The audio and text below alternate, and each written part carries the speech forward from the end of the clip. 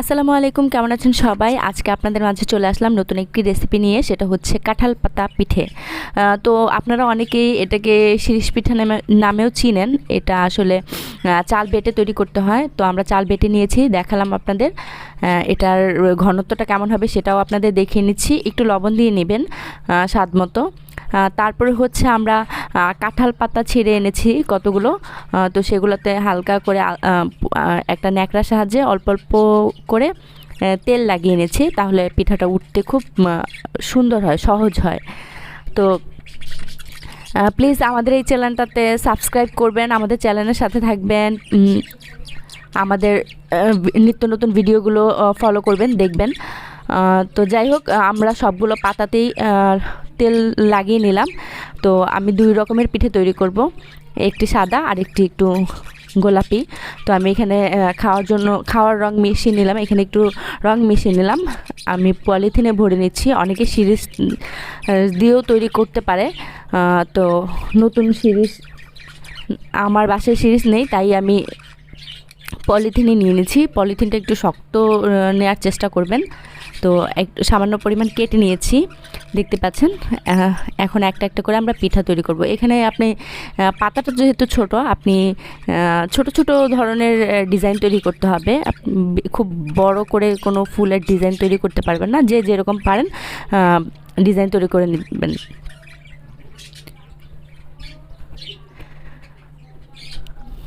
তো এই যে আমাদের একটা পিঠে আপনাদের দেখালাম তৈরি করে। বিভিন্ন শুধু যে পাতার ডিজাইনই তৈরি করতে হবে এরকম কোনো কথা নেই, আপনারা যেরকম ডিজাইন পারেন সেরকম ডিজাইনই তৈরি করে নিতে পারেন। তো যখন পিঠাগুলো তৈরি হয়ে যাবে, একসাথে তৈরি করে নিতে পারবেন না, অল্প অল্প তৈরি করবেন। আমরা এখানে পেন বসিয়ে দিয়েছি, সেখানে পানি দিয়ে দিয়েছি পর্যাপ্ত পরিমাণে। তার উপরে একটা ছিদ্র করা পাত্র দিয়ে দিলাম, যাতে এখানে পিঠাটা দিলে ওটার ভাপ উঠে ওটা পিঠাটা যেন সেদ্ধ হতে পারে। এটা মূলত সেদ্ধ করেই খাওয়া হয় আর কি। সেদ্ধ করার পরে এটা রোদে শুকানো হবে, তারপরে এটা মুচমুচে হলে তারপরে এটা ভেজে, আমরা তেলে ভেজে তারপরে খাবো। এটা চিপসের মতো হবে। তো যারা জানেন তারা তো জানেনই, যারা জানেন না তাদের জন্য ডিটেলসে বলে দিলাম। তো দেখতে পাচ্ছেন আমাদের এটা ভাপ দেওয়া হয়ে গেছে। আমরা এটা একটা একটা করে তুলে নিচ্ছি। তারপরে এটা আমাদের একটা ছড়ানো পাত্রে শুকোনোর জন্য দিতে হবে। পাত্রটা অবশ্যই খেয়াল রাখবেন, ওটা যেন একটু বড় হয়, ছড়ানো হয়। সবগুলো পিঠে যেন একদম সুন্দরভাবে ছড়িয়ে দেওয়া যায়, একটার উপরে একটা দিবেন না, তাহলে শুকাবে না ভিতরেরটা। তো আমরা আস্তে আস্তে পিঠা তৈরি করছি, আর এনে হচ্ছে এই যে ছড়ানো পাত্রটার মধ্যে দিয়ে নিয়েছি। একটু ফাঁকা ফাঁকা স্পেস রেখে তারপরে দিতে হবে।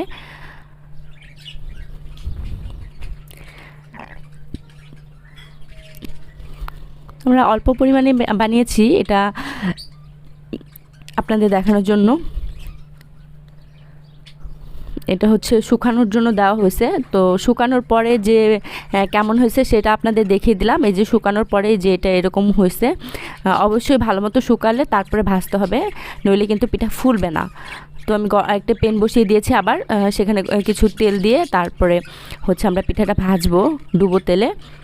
দেখতে পাচ্ছেন এটা চিপসের মতো ফুলে উঠেছে।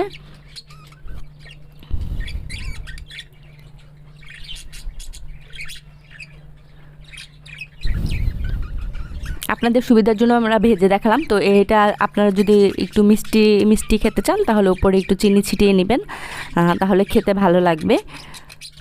হয়ে গেছে আমাদের কাঁঠাল পাতা পিঠে। তো আবারও বলছি, আপনারা প্লিজ আমাদের চ্যানেলটা ফলো করবেন, আমাদের চ্যানেলটাকে সাবস্ক্রাইব করবেন। আপনাদের উৎসাহে আমরা উৎসাহিত হব, নতুন নতুন ভিডিও নিয়ে চলে আসব। তো এইটা অবশ্যই ট্রাই করে দেখবেন বাসায়। ধন্যবাদ।